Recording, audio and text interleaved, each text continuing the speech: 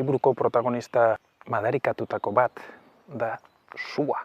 Justu idazteko asmoz, bilela, ideia bilatzen, sortu zen, justu, han, besteak beste, Tafaia inguruan, Gares inguruan, bertako lagunek eta kontatzen zidaten, ze gaizki pasatu zuten, ze askok etxetik joan behar izan zuten, edo atera zituzten beste nunbaitera, ikusi zituzten erretzen, maite zituzten lurrak, animalik, oso gauza tristeak entzuten ziren, erakutsi zizkidaten bideoak eta irudiak, eta oso gogorra entzitzaiten. Ze ingurura maite dut, eta ikustea batetik nola zegoen, eta ikustea gero zuak zer egin zuen, zua maite dut, zentu askotan, ez horretan, ez zuntxitzaileen, eta hala ere, bai erabaki nun, oso interesgarria zala pertsonaia gisa sartzeko. Zuak suntxitu egiten dulako, baino baita ematen duelako ondoren bersortzeko aukera.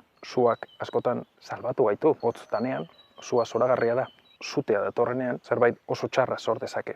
Han izan itzenean, Tafaian ikasleek kontatzen zizkidaten beraien leku sekretutxoak zein ziren, eta han pentsatu nuen nola jungo ziren, nola salbatuko zituzten beraien gauzak, nola saiatuko ziren laguntzen, elkarri laguntzen, eta horretarako ere bada ona zua. Gauza txar batek askotan gugandik gauza onak ateratzen ditu. Elkarri laguntzeko, norbait lagun bat gaizki dago, eta nik eskua eman likeiot ateratzeko eta laguntzeko, eta alderantziz nik gaizki nagoenean, berak lagunduko nau. Hori da neurri batien zuaren ondorio ederretako bat, bere zuntxigarritasunien ekartzen dituen pari ezusteko ederrak. Eta liburu honetan ere zuaren ondoren loreak sortzen direnean, horrek erakusten digu dana baloratu behar degula normalean egiten deguna baino askoz gehiago. Ze edertasun daukagun aurrien, horretaz ohartzeko, zorigaiztoko pertsonaia zua, baino baita zorionekoa espero ez ditugun opariak ekartzen dizkigulako.